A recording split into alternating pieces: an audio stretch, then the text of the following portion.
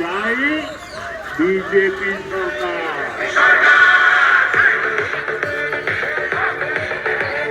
26,000 চাকরি গেল, যোগ্য পায় না বিচার।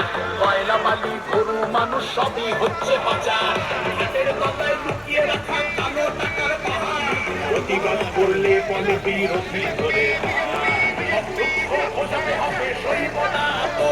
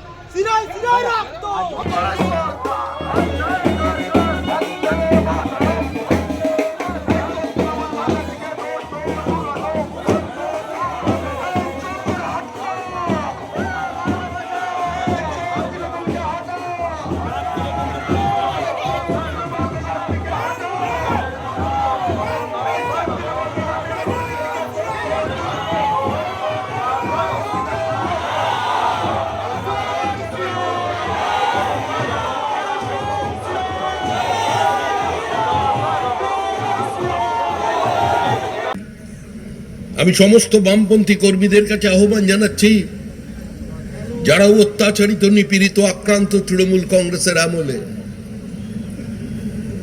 আপনাদের সঙ্গে আমাদের রাজনৈতিক বৈরিতা আছে, কিন্তু পশ্চিমবঙ্গটা পশ্চিম পাকিস্তান হতে চলেছে। আজকে যদি রাজ্য না থাকে, মাটি না থাকে, তৃণমূল থাকবে না, বিজেপি থাকবে না, কংগ্রেস থাকবে না, সিপিএম থাকবে না। তাই দলের পতাকাটা শ্রদ্ধার সঙ্গে বাড়ির ওপরে কিছুদিনের জন্য রেখে দিন, আর মতাদর্শটা হৃদয়ে রাখুন। এবারের নির্বাচনকে তৃণমূল কংগ্রেসকে সরিয়ে দিন।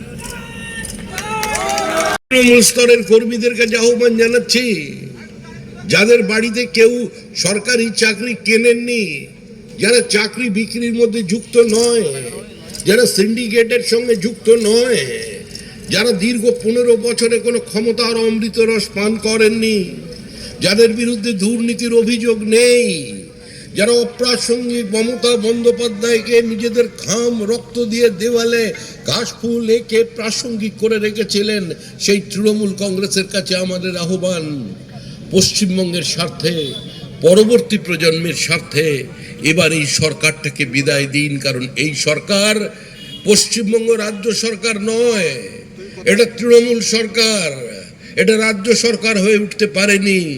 আর এটা সমস্ত তৃণমূলীদের মালিকানা এর উপরে নেই, এটা ব্যক্তিগত একটা কোম্পানির সরকার।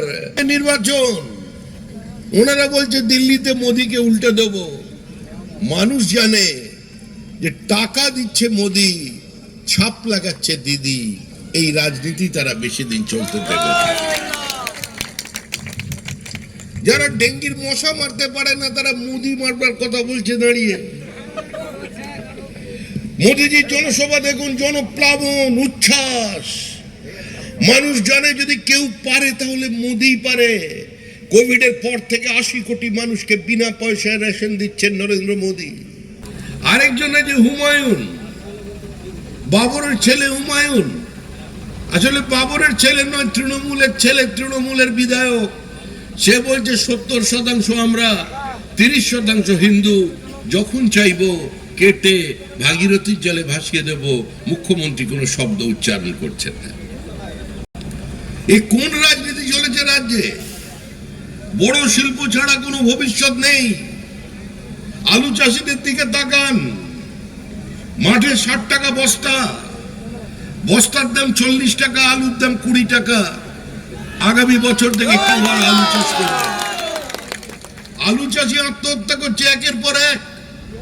আর পশ্চিমবঙ্গের চাষি আত্মহত্যা করলেই বলা হয় বিবাহ বহির্ভূত সম্পর্ক, অবৈধ প্রেম, মানসিক অবসাদ, ঋণ বাড়ে জর্জরিত। আরে এত প্রেম কোথা থেকে আসছে?